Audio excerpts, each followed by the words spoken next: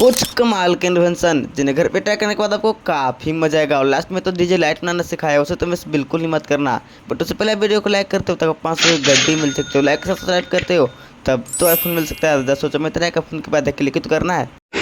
इसके लिए सबसे पहले आपको एक डाटा केबल के पिन को लेकर के उसके अंदर के सारे मटेरियल को कुछ ही तरीके से अच्छी तरह से निकाल लेना है। और इस तरीके से एक RGB लाइट के टर्मिनल को मोड़ करके कुछ ही तरीके से डाटा केबल के पिन में अच्छी तरह से फिक्स कर देना है।